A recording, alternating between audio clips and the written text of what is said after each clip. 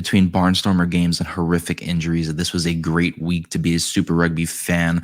We're going to be focusing entirely on the Southern Hemisphere this week, so join me as we break this down. Let's get into it. I need all the wins, yeah. Ain't no L's, I gotta get a no call and quits, yeah.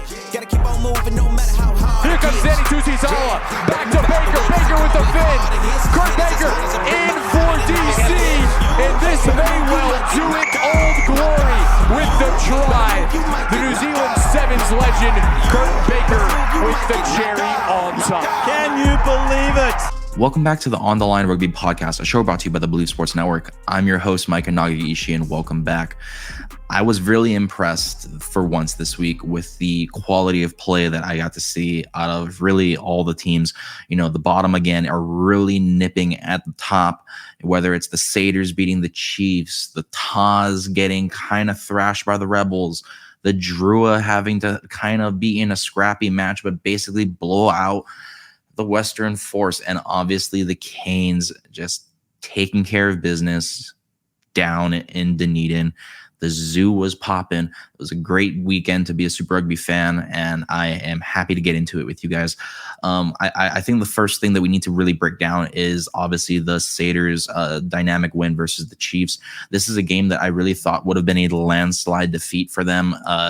Just hopefully the Chiefs coming off of their lack thereof of effort over the last couple of weeks, in my personal opinion, just to bring in that renewed effort to say, hey, Rob Penny's team has not been good. This is a record terrible year for them.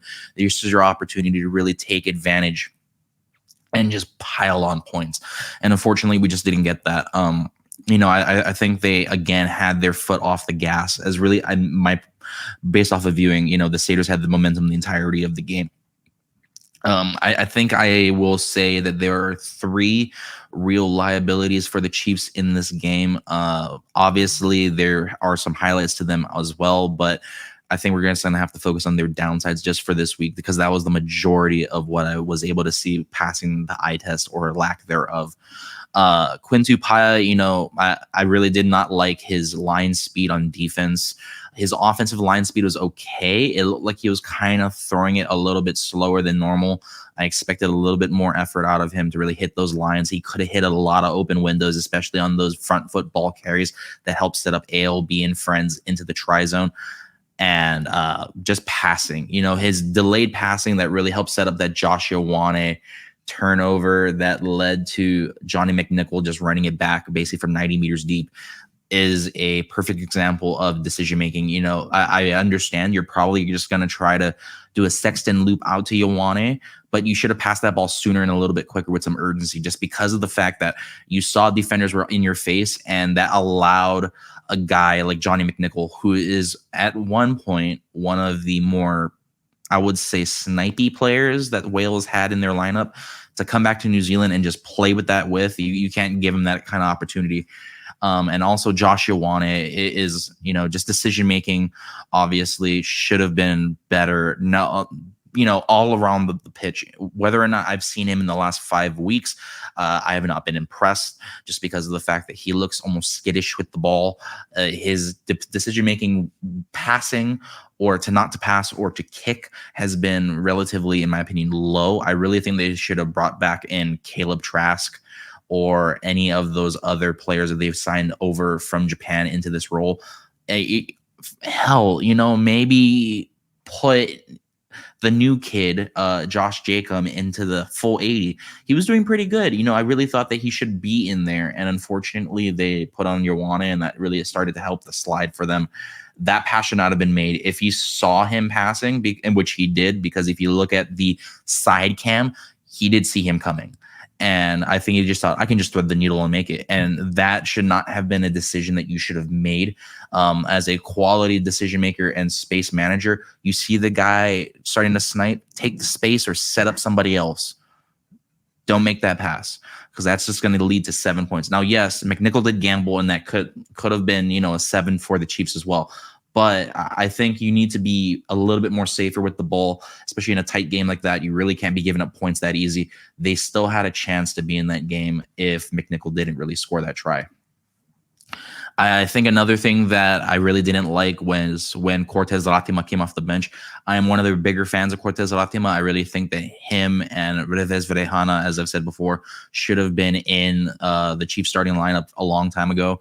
But just this week, for whatever reason, it was just pass speed and accuracy. He was missing on a lot of easy passes just off of ruck time. Ball wasn't wet. Obviously, the situation wasn't really rushed.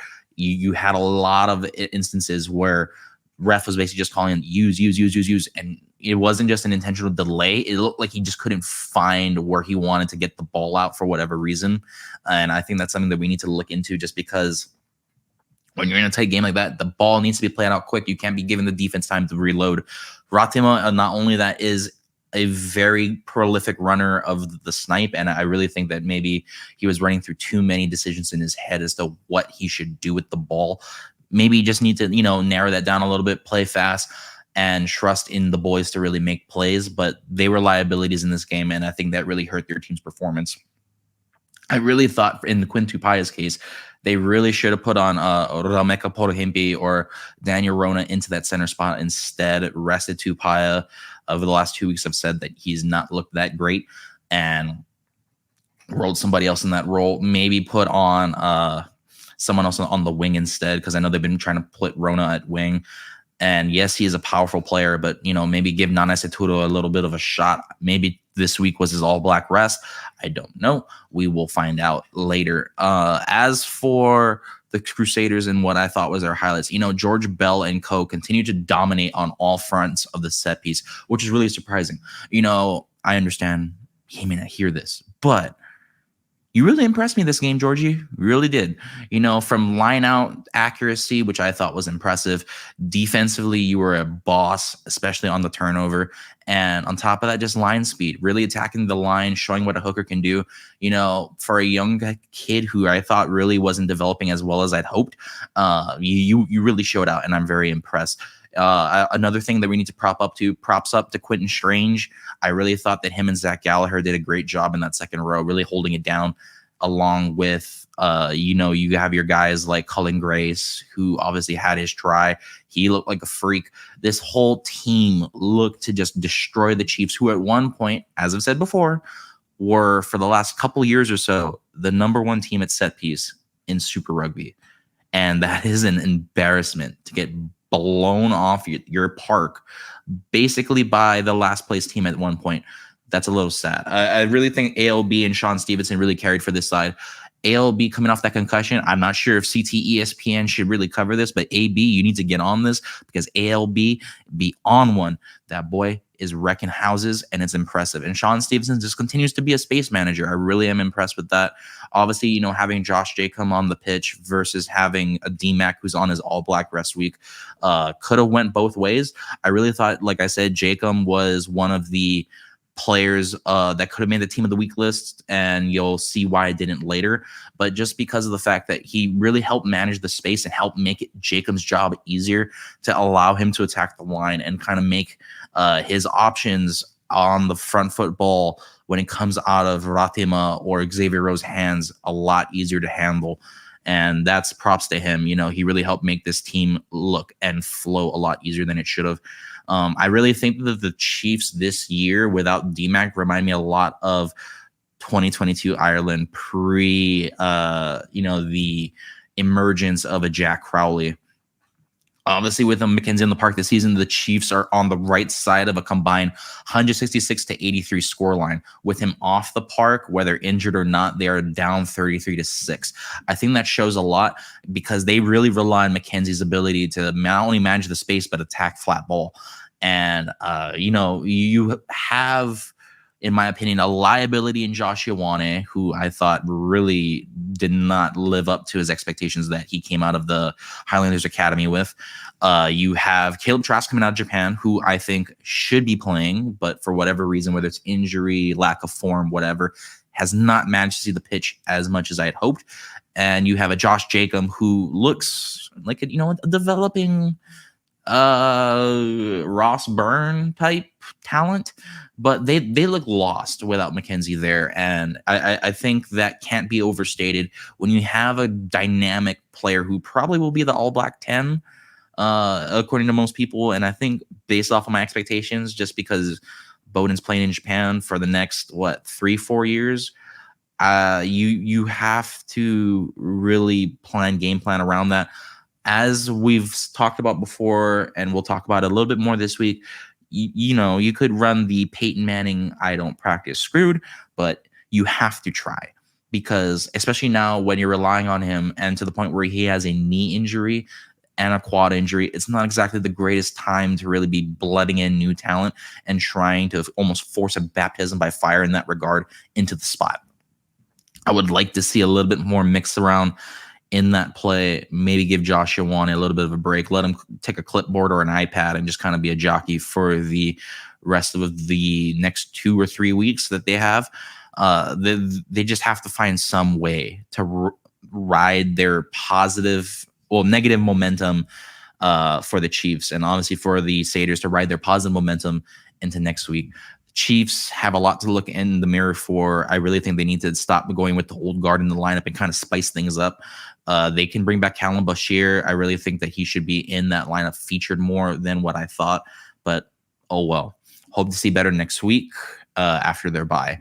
But as for the Taz game, I wasn't really able to watch a lot of this just because it was kind of, I'm not going to say slow, but I will say painful to watch just because of the amount of penalties, 1, and 2, both teams were struck with a lot of injuries that really, I think, limited what both teams really could have done.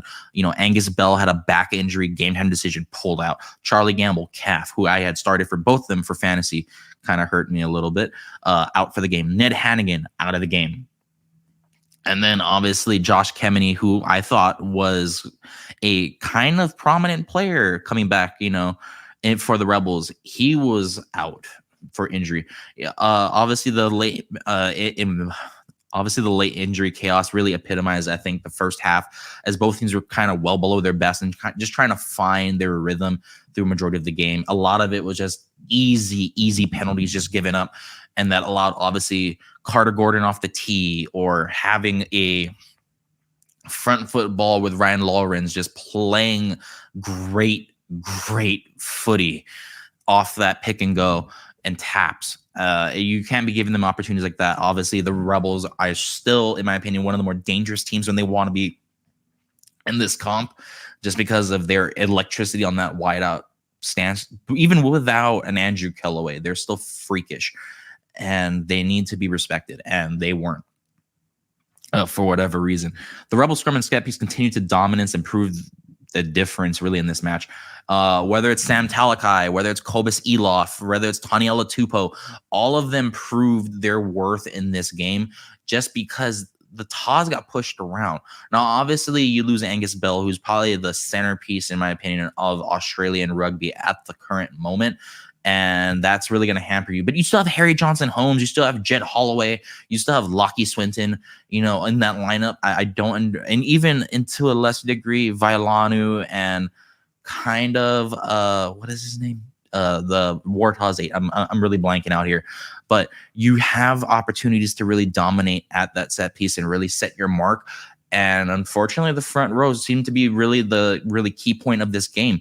And I was very impressed by that. It was a big, maul, physical, downhill match, which was at its moments, when it was there, a great time to watch.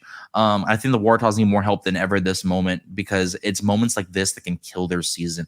They looked really broken. I'll say it again. Mark Nawani Toase, stop making business decisions. You're not in league yet. Stop making these little arm hug tackles, shuffling back on the line. You're hurting your team. Jorge, you're really trying your best, and I'm glad you signed for 2 extra years with the Taz, but they need to give you some more help, my boy. Something needs to be done, because this team is going on the downside rather than on the upside of riding positive momentum, and it's really disappointing. As for a game that I really didn't initially watch and probably should have, was the Drua and the Western Force. Now, I did think, again, that the Drua would, on home soil, and they did, hold it down and light up the Western Force to an nth degree. I really think that I did not account for the rain, because a lot of their attack was hampered. Cough, cough, Yosef Omasi. But if you look at the rest of the game, I was really impressed with how they played to a degree. The rain obviously killed any front foot open field attack that the Druid normally play, just because of the fact that the ball is obviously slippery. You know, the ground is wet. You don't want to really be running around making wide open offload passes the way the Druid normally do. They did have that a little bit, but not to the degree that they normally do. Mall defense by the Druid, I think it was the first thing I watched in the opening rewatch, it was horrific. When you have that amount of guys not getting low, not really binding, just kind of holding and arm tackling, or even just to go to the side and not cover a shear, etc. It was horrific, and I really think that it should have been better. I've said it, and I know I should temper my expectations because they're more athletic than they are disciplined set piece warriors, but they had discipline. They had the set piece, and for some reason last week, it did not translate to this week for whatever reason, and it's sad. I hope that McBurn can really look into how to get these boys ready, because a team like the Western Force, I really think, shouldn't have bullied them as early as they did in the set piece margins, especially in the lineout and driving maul. It's something they're going to really need to look into. The Western Force are still, I'm not going to say counted out for me, but I will say the jury is still out for them to get into a quarterfinal spot for this year. And it's definitely something that they're going to need to look into. Ben Donaldson really wasn't living up to his expectations that I had for him in preseason, and after a strong first 2 weeks that I really thought could have been it. Maybe you could count that as the rain, count it as a healthy scratch if you want. But to me personally, outside of his crossfield kick to Chase Tiatia, which ended up getting called back anyway, it really wasn't for me a very traditional Ben Donaldson game. I think he's just trying to do too much, perhaps like Carter Gordon, and it's kind of letting it slip. Obviously, having the keys to the castle with the Western Force has its perks and has its downsides. The team are really outside of Chase TT on that back line, and Harry Potter, who's been doing okay in the stat line. He's one of the second leading members in Super Rugby just to running with the ball, but just not scoring just yet. He's can be an opening threat for them, but I really think they need to explore all their options and really diversify in their threats. Everything this game seemed to be fed to Tiatia, which is not the worst thing in the world. Chase Tiatia is a freak, but when you look at who you got, you could have easily fed it to a Potter. You could have easily carried it yourself. You have a lot of forwards like Santiago Madrano, Tom Franklin, even Nick White. You have running options in the smaller and forward pack role. I really think they should have been fed a little bit better than what they were. As for the rest of this team, it was, I think, really sloppy early that allowed Isaiah Armstrong Ravula to really just be able to take opportunities at the post. It was very over enthusiastic, whether it was high tackles, collapsing mauls, really just not releasing the ball on D, having trouble playing with it, getting back, obviously allowing a Frank Lomani to carve them up to allow Ravu Talmanda to really just take it in the first, 20 minutes. It's really disappointing. I understand that the Force should be considered in the bottom ranks, dregs, if you will, of this comp, but they should be doing better. I understand you're playing against better athletes, arguably across the park, but you need to just be financially and really fundamentally strong in that regard to really hold it down on that line. Perhaps they need a little bit more help. Perhaps they just need better coaching. I think we need to look into both. As for if it was fair weather, I think this game would have been a blowout. Iosefo Masi looked prime if he had open space, and when he did with Ravula opening him up, it really allowed for a lot of open opportunities at front football. Armstrong Ravula has really come into his own. I really think Caleb Muntz is going to have a very, very hard time at getting this job back. On top of not only having the pedigree of being Richie Mwanga's nephew, which I really didn't know about that coming into the season, Ravula has really come into his own, not only running with the ball, managing space, his kicks into the back line to really set up front football for their Jura defense has been spectacular. His ability to just dial up attack and line up his players out wide, set up set piece plays has been impressive. And I hope he continues to carry that role. He can be a game changer for Fiji in the long haul if they play it right. And they have a lot of opportunities. You just need to get a good national coach. I don't know if they hired a new one. Maybe you can get Fozzie. I'm not sure if that would be the greatest thing to do, but you got time to develop this kid. Don't screw it up. He's only 20 years old. As for the Canes, I think we need to obviously talk into what happened with the sad, tragic injury of Cam Roigard. You know, when you look at the injury, it's horrific on top of everything that happened during the game. He was the game breaker, setting up a lot of things for Kini Naholo, Ruben Love, and friends to really open up this game. Not only that, scoring a try himself. That was, I think, not a purposeful injury. I think it was very incidental. If you look at the way he came down, I think it was just the soft ground cleats really getting stuck and torquing his knee in the bad direction that it really shouldn't have. And you can see that patella pop, and that looked not good at all. You have your coach really telling after the game that after initial scans, it's looking like a torn patella tendon, which is not good. Obviously, it can not only lead to arthritis, which I've dealt with myself, shattering my patella, but just with the tendon, you know, you just not only considering surgery, but also recovery as well. You're out at a max 8 to 12 months before you can even try to come back to play. Now, obviously, the scans haven't come back yet. I believe they were supposed to do it on Monday night. It is Tuesday afternoon as I'm recording this. They haven't released any findings. It'll probably come out either tonight or tomorrow. So how bad it is. This will either age like fine wine or age terribly like spoiled milk. But I think regardless, you should rest Roigard, even if he is on the lower end of just a dislocated patella, out for the month. And I think this is going to be a big turning point for the Canes as to where they go and how well they manage to play this. Now, obviously, you have Richard Judd, who is a MLR winning 9, who I think is okay at his job. I don't think that he is in as tight of a race as TJ Perenata is to take over this spot. TJ, obviously coming off an injury and playing in Japan, has changed him. I do think that he's still one of the better 9s in Super Rugby. But obviously, with Cam Roigard on the roster, you can't afford not to start him. So, being that as it may, that's just kind of how it's been this year. And I'm not sure what kind of direction they'll go, because with TJ's injury, it'll be really interesting to see like where they play him in terms of allowing him to allow for snipe ball, which he used to be really known for. Whether they open it up for him or not, I don't know. I think it'll be an interesting thing to see based off the playbook and where they roll. Or they could just have it be played off of Brett Cameron and Jordy Barrett and just have him as more of a distributor, and then bring in Judd off the bench to be more of that sniper player. I think that has to be seen. As for another good thing for them, you have the return of Ruben Love, who I thought really popped off in the attack in all facets, whether it was kicking, managing space, distributing, or running with the ball. He was a freak. He was all over the park. And obviously, Roigard helped feed him into that role. But by himself, he's a game wrecker. Like I said, still the MVP candidate for me, leading for this role. He is a massive, massive threat.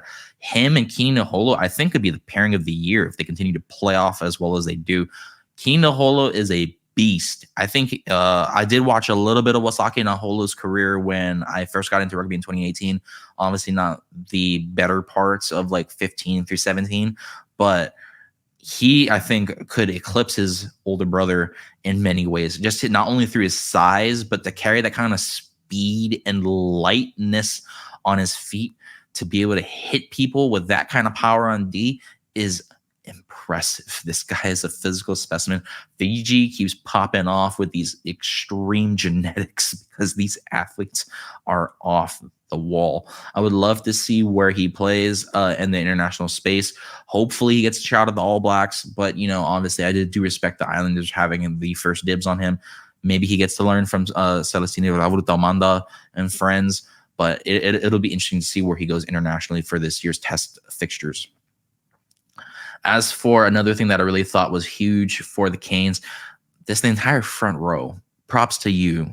You looked great.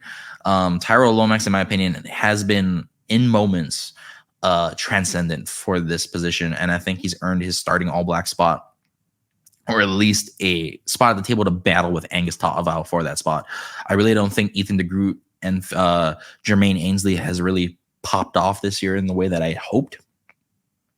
But Xavier Numia is that dude. He came into this game, I believe, with 15 defenders beaten, and I think he ended, if I counted correctly, with 18. The man's a beast. Put him in an all-black jersey, please, because you do not want this man to bolt to France or Japan or, hell, I guess the Premiership if they can afford him now, because he is a freak of nature on carry, and in the scrum time, you can see him pulling a difference. All the times that the Highlanders wheeled was off of Numia. Numia bold through that team at set piece play, and it'll be nice to see. Obviously, Asafo Almua, we all know what he can do. We all know he had an off year last year, and this year, the man is a freak of nature. In comparison to Samasone Tokuyaho, who, in my opinion, was the inform all-black hooker, he might take it this year. Speed, power, lineup throws. He was on point this game. I think this is resurgent for him to really come back into that role. Obviously, he's a scoring threat across the park, but you can't expect any less out of him. And I think that we're going to get more of this positive momentum out of him, especially with the fire that this team is playing for. They're playing for the boys, and they are riding the hot hand. And that continues into the Team of the Week segment, which unsurprisingly has a lot of Hurricanes in this lineup. I just went for a lot of the things, not only just the eye test, but if you had a strong impact in the game, whether it was through your individual duties, like, for example, a prop through set piece, carrying the ball turnovers, obviously meters gained, scores, etc. Just really how you made your impact and enforced your will on this game. And I think I have to start with Nola Tupou.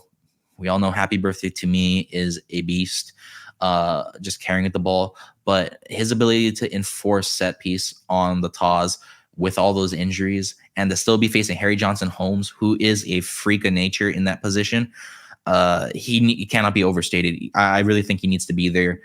Just as long as he doesn't get hurt, dude's a menace. For number 2, I really battled it out between really Asafo Almua and George Bell, but I thought I had to give it to George Bell. I've talked about it earlier in the segment. Before, I thought you weren't it. Now I'm trying to change my mind. Over the last 2 weeks, you really started to prove your worth to the Satyrs and really just enforce your will across the park, whether it was in set piece, in accuracy. You've improved that. You've been better in scrums, better with ball carry. You're enforcing more at ruck time, and especially with ball in hand. George Bell, I have to give it to you. Your distributing skills, by the way, pretty impressive for a front row. I will give you that. Xavier Numia, I've already talked about him. Dude's a menace. Quentin Strange, I really think he's the underrated centerpiece of the Satyrs right now.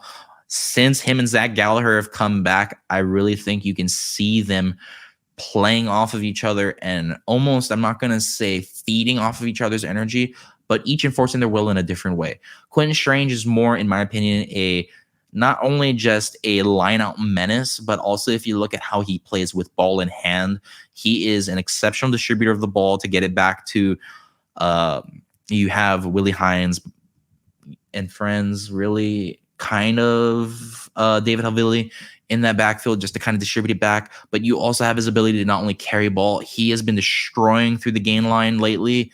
And on top of that, through turnover, him and Zach Gallagher have been absolute freaks at pounding game time, game line carry, and breakdown control. I think number 5 had to go to Lukan Salakaya-Loto. He has been the premier add-on for forwards, I think, in this comp, and it really shows. He had an off year his last 2 years with the Rebels. Obviously, he went to Japan. I think coming back, he comes with a little bit of renewed confidence, a little bit lighter weight. And for the Rebels, he is really lighting up a show there. 6, Hostin Sotutu. What's not to say about Hostin Sotutu? The man is a beast in all facets. Peter Lockeye, I think, for my number 7, had to be in there with Braden Iose at number 8, just because both of them have just enforced their will in all facets, just like Satutu, and in terms of ball carry, in terms of set piece at scrum specifically, to be on scrum defense and attack, to really help wheel this opposing teams into the ground. You have their ability not only to ball carry, obviously, but then to create dummy lines and distribute.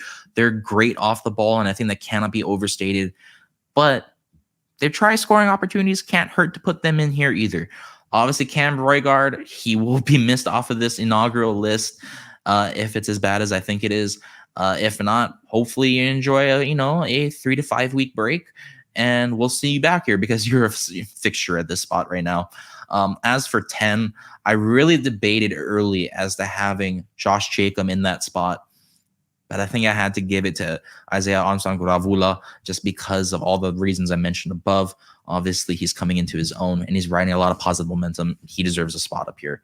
Kini Naholo, already said it. Dude's a freak. Iosefo Masi, he's coming into his own. He's probably going to win leading try scorer again if he has anything to say about it. He will destroy teams if you give him the opportunity. A lot of teams have tried to stop him and successfully did early, and now they're not. And it's going to be a long, long year for everyone facing the Drua, especially in Suva. Good luck to you. ALB deserves my spot at 13, especially off the ball and on defense. He was a thumper this week versus the Satyrs. I really loved his ability to really fly around the field, help lead the attack on D, really push line speed up.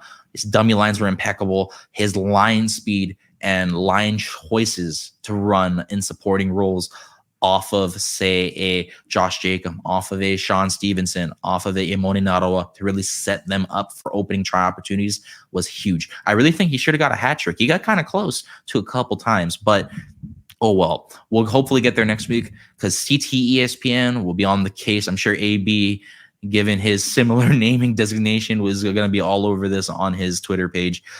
14, I had to put Mark Talea. He has been an absolute freak. Now, I understand you're on a losing Blues effort, but such is life. Sometimes you got to make lemonade with lemons. You have an opportunity right there, and he destroyed house. He continues to be a fantasy set piece for me. Him and Ruben Love, who unsurprisingly is in my 15 role, has been a freak of nature. Both of them deserve this spot, hands down. I think 16, I had to go with Tyro Lomax and Asafo Amuo just for my two front row spots.